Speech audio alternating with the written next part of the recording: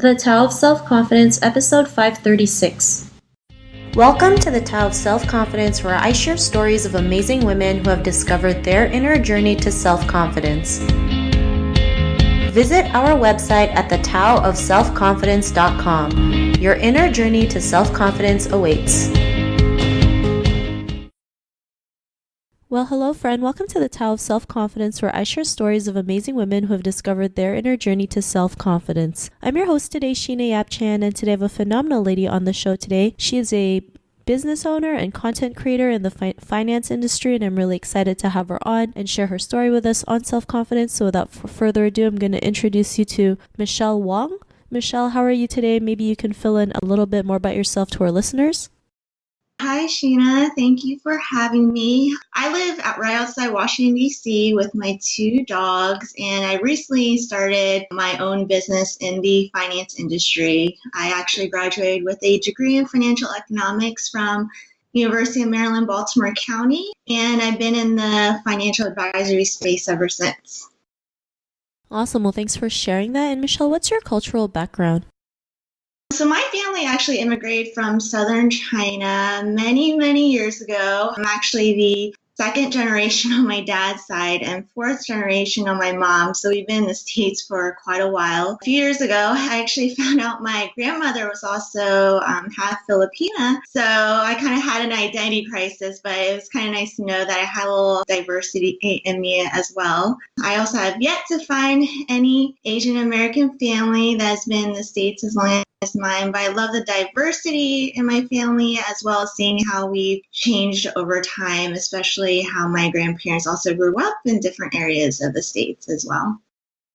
Awesome. Well, thanks for sharing that. And what would be your favorite self-confidence quote?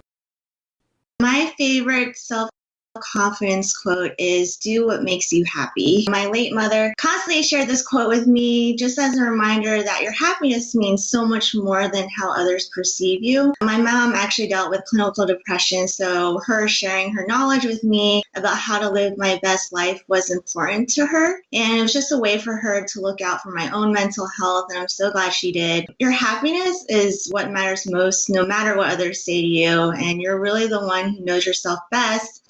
And you're the only one that truly knows what makes you happy, and you should live by it. Thanks for sharing that great quote. And, I also believe, you should do what makes you happy, right? Especially, we have one life to live. And I know sometimes it's easier said than done, but if we don't go out there and do it, we're going to miss out on a lot. So thanks for sharing that great quote. And in your own words, how do you define self-confidence? My definition of self-confidence, many people believe that in order to have confidence, you have to be an extrovert. And that's really kind of what the American culture teaches us, but that's definitely not the case. Whether you're an extrovert or an introvert, self-confidence is really about being true to yourself and being comfortable in your own skin. For example, I consider myself an introvert, but people have told me that I have what they call quiet confidence. So I'm actually naturally very timid, but I also enjoy a good balance of socialization and interaction. But I also enjoy listening and stepping back to recharge. So I don't necessarily have to be the social butterfly of the room, but as long as I'm staying true to myself and my values, that's really all that matters. Thanks for sharing that. And I love how you mentioned that, self-confidence doesn't always have to mean you're an extrovert, which is so true, right? We've been programmed to think it's just, being confident is just like this one thing, not realizing like being confident is just being your true self, right? Being able to go out there and live your life no matter what it looks like. Like you mentioned, you can be an introvert and still be confident. You can be an extrovert and still be confident, but there's choices, right? It's not just one thing. So thanks for sharing that great definition. And Michelle, what was your life like before your discovery of self-confidence? Before my discovery of self-confidence, I didn't really feel truly fulfilled. I didn't understand what my purpose was, and because I didn't know my purpose, I didn't know what I was working for, and it was kind of affecting all aspects of my life. I settled for how things were, the good, the bad, and the ugly, and thought this was the way just that life was, and it was kind of my fault for not being enough because I was comparing and belittling myself to others who I thought were successful and who I thought everyone wanted to be. So I was kind of like comparing myself to other figures out there.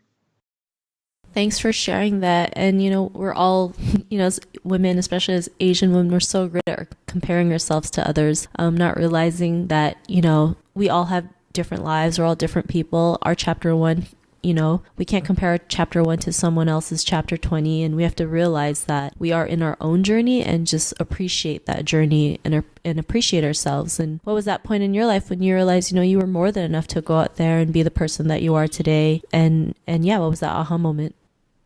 Really a journey over a long period of time. I feel like no one's like, oh, tomorrow I have all this self-confidence all of a sudden. But definitely everyone deals with their own insecurities that it naturally chips away at your self-confidence. But really the key is to embrace the insecurities and work with them to make yourself stronger, and naturally your confidence will grow. So for me, my aha journey comprised of ruling out the negative people, living to my own standards away from what mainstream culture kind of defines as success and those types of things, and getting involved in projects that meant a lot to me. So yeah. Thanks for sharing that. And I love how you mentioned to embrace your insecurities, right? I mean, it's a part of us and we have to learn to love ourselves with that. And when we can work with it and, just be aware of it, we can, find a way to either find a solution or, just be okay with it and just keep going. So, because of all these realizations, what's your life been like now? Life definitely has more meaning, and because I know my purpose, I know each and everything I do has a purpose that aligns with my own values. And because everything I do is lived purposefully, none of my time is wasted. I'm always working to be my best self. And to me personally, that's my definition of success. Thanks for sharing that. And I love that. It is, your definition of success. Not a lot of people are able to, go out there and start their own business because they're too afraid. I mean, it's a success in its own that you've been able to do that and, working towards a better you or your true self. That's another success because a lot of people like to hide from their true selves. So, all these little success, we should start celebrating them because without them, we wouldn't be the person that we are today. And, to the woman who's listening to our episode, she may be in her own journey to self-confidence. What would be that one tip you would give to her? Surround yourself with amazing people who you admire and you look up to. Life is too short for negativity, and you don't realize how much your environment affects your mindset until you step outside that box and live a life that's truly yours and not someone else's. So really seek mentorship, ask for direct feedback from new peers. I know that might be hard to get honest feedback, and surround yourself with positivity. Don't be afraid to make those changes and really hyper-focus your life on the things that you love doing, because trust me, and you'll thank yourself for it later. Your confidence will grow, and years from now, you'll look back and be so proud of the life you built. Thanks for sharing those great tips. And Michelle, if our listeners wanted to get to know a little bit more about you and what you do and check out some of your content on the finance industry, is there any links or social media profiles we can connect with? So my website is planwithnifty.com. And check that out. And then all the links will be on the website itself. Thanks for sharing that. And to our listeners, if you want to connect with Michelle, you can also head on over to thetaoofselfconfidence.com and search for Michelle's name. Her show notes will pop up along with everything else that we talked about. And I really want to thank Michelle for taking the time to share her story and tips with us on self-confidence. So thank you so much, Michelle. Of course. Thanks for having me. Not a problem. It was really great having you on the show. And to our listeners, be on the lookout for another new episode of another amazing woman's journey to self-confidence. And we'll talk to you soon. Bye for now. Thank you for tuning in to another amazing episode of the Tao of Self-Confidence. Get your free self-talk tape for building self-confidence by visiting our website at thetaoofselfconfidence.com.